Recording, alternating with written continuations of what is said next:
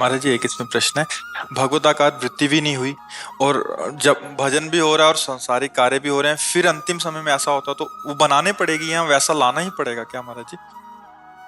देवर्षि नारद जी कहते हैं कि अभी जिसने भजन भगवान का शुरू किया और पूरा नहीं हुआ, वो भ्रष्ट हो गया या शरीर छूट गया, तो कह रहे हैं वो कर्म धर्म करने वालों की गति को नहीं, वो उत्तम गति को प्राप्त होगा। वो क्योंकि उसने भजन माला किया, उसने 10 ही माला किया, 50 ही माला किया, अब ये भजन उसकी उन्नति करेगा।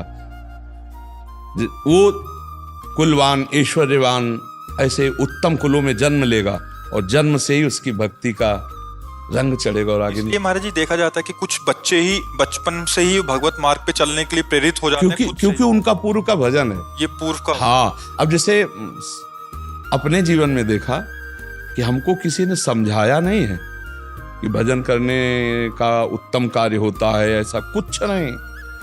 जब हम आके स्कूल से बैठते, बाहर दरवाजे के तखत रखा था, जो इसमें तखत में बैठते एकांत होते, तो वह एक गणित चलने लगती थी अपने आप दिमाग में, यार माँ मरेगी, पिता मरेगा, परिवार, ये कौन मेरा है, मेरा कौन, आखिरकार हमारे जीवन का लक्ष्य क्या है। एक कक्षा 5 की बात बता रहे, 10 12 40 तो पढ़ते ही होंगे रोज, ढेर सा। फिर हमारे मन में एकदम आया, भागो संसार से, भागो भगवान को प्राप्त करो। हम ये बताना चाहते हैं ये कौन मुझे सिखा रहा था, क्योंकि हमारे हृदय की बात है ना, ये मुझे कौन, ये पूर्व का भजन।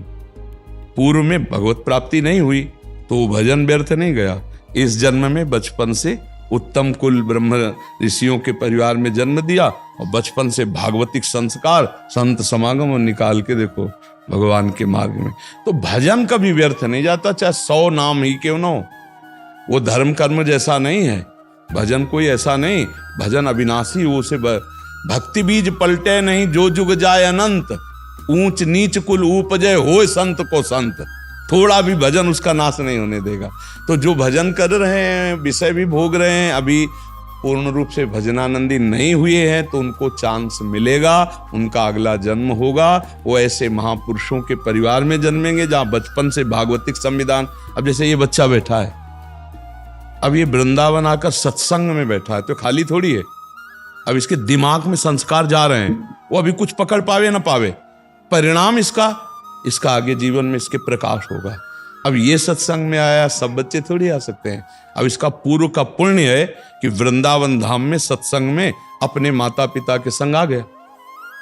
परिवार ऐसी जगह हुआ जो सत्संगी मिले, और वो भी सत्संग में बैठा है। और एक बच्चा है और बच्चे के सामने बोतल से शराब पी रहे, वो देख रहा है, उसके संस्कार बन रहे, पापा ये कुछ पी रहे हैं। धीरे धीरे वो चखेगा, और जब पापा उसको डांटेंगे तब वो आगे बड़ा होके पापा के थप्पड़ जमाएगा, क्योंकि पापा ने संस्कार ही यही डाले। तो ये अशुभ कर्मों से ऐसा संग मिलता है और शुभ कर्मों से ऐसा संग। महाराज जी, ये गति हो गई कि बचपन से।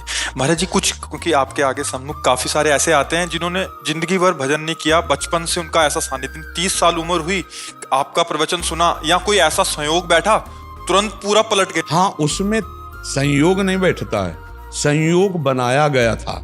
पूर्व जन्म का भजन का संयोग उनका 30 वर्ष तक उनको भोगने थे। 30 वर्ष के बाद फिर पलटा मारेगा जीवन और वो महान भक्त बन जाएंगे। ये नहीं कि शराब पी रहा है, मांस खा रहा है, व्यभिचार कर रहा है, तो उसके जीवन में भजन पूर्व नहीं रहा है। अब जिस दिन पलटा मारेगा, किसी संत की वाणी जैसे चिंगारी है और फूस रखा हुआ है, ज्वाला बन गई थी चिंगारी, उसके जीवन में था पुण्य। अल्ले और कोल्ले जी में जो बात, हाँ, जो अल्ल कोल्ले जी का चरित्र आता है, वो इस बात का प्रमाण देता है कि देखो राजा के संग वो सब खाना पीना शिकार सब करते थे, लेकिन थोड़ा सा परिवर्तन हुआ, महाभागवत बन गए। तो इसका मतलब इस जन्म का नहीं था, पूर्व जन्म का उनका वो भोग विलासिता भी थी और पूर्व जन्म का भजन भी था। और जब भजन का समय आया तो भोग विलासिता मिटिया मिट हो गई और महापुरुष बन गए। और जब भोग विलासिता का समय आया तो एक भी भजन नहीं करते थे, बस ऐसे लगे हुए थे। तो ये भजन कभी व्यर्थ नहीं जाता। आप 10 बार नाम ले लिए राधा राधा, ये अब आपको उठाएगा, आपका कल्याण करेगा। तो जीव का कब कहाँ कैसे समागम हो जाए, जैसे हमारे भाई बहन भारत के सुन रहे हैं और बदल रहे हैं, तो इनका पुण्य है। इसीलिए हम कहते हैं तुम्हारा धन्यवाद हमारा नहीं, आपका धन्यवाद। अगर आप हमारी बात ना माने तो हमारी बात का महत्व क्या होगा?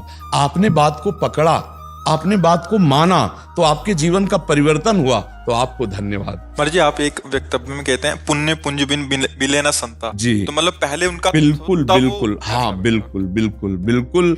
इसमें दो विभाग किए गए, एक है पुण्य पुंज बिन मिले न संता, और एक है अब मोय भाव भरोस हनुमंता, बिनु हरि कृपा मिले नहीं संता। तो ये बात है कि हमारे कहीं ना कहीं कोई पुण्य, अब जैसे आप भाई कहीं विदेश में रहते हैं और इन्होंने बताया कि हमारी कोई श्रद्धा नहीं थी, और फिर अचानक श्रद्धा बिना कैसे सत्संग सुन लिए? ये विचार करो, जब संतों से श्रद्धा ही नहीं है तो फिर सुने कैसे? तो कहीं ना कहीं श्रद्धा थी, ये जान नहीं पा रहे थे। इनके अंदर श्रद्धा थी, पर इनकी श्रद्धा को जागृत करने की जरूरत थी, फू मारने की, चिंगारी थी, तभी पकड़ लिया। देखो आज वृंदावन में संत समागम में बैठे, ऐसा नहीं कि ये नास्तिक थे, ऐसा नहीं कि ये दुष्ट थे, श्रद्धा थी पर वो दबी हुई थी। वचन गए, एकदम जागृत हो गई, वो थी। अगर होती नहीं तो हमारी वाली भी वीडियो की लाइन ऐसे क्रॉस कर देते, लेकिन इन्होंने सुना, इसका मतलब श्रद्धा थी, अब वो जागृत हो गई, तो आज वृंदावन में हमारे सामने बैठे। आप ये समझो, हर जीव का किसी भी समय कल्याण हो सकता है। भगवान की कृपा कभी भी ऐसा ठोकर लगा सकती है, ऐसा संयोग बना सकती कि वो नीच से नीच आचरण करने वाला वो एक महापुरुष बन सकता है। देखो बिल्व मंगल जी चिंतामणि वैश्या में कितना आसक्त थे, ठोकर लगी और महात्मा बिल्व मंगलाचार्य बन गए, नहीं बन गए? जो सीधा राम नहीं बोल पा रहे थे वो ब्रह्म ऋषि बन गए। क्या है भगवान के चमत्कार का देखो प्रभाव। एक नीच आचरण करने वाला महापुरुष बन सकता है, क्योंकि वो भगवान का अंश है। जब चाहेगा तब बदल जाएगा, वो भगवान का अंश है।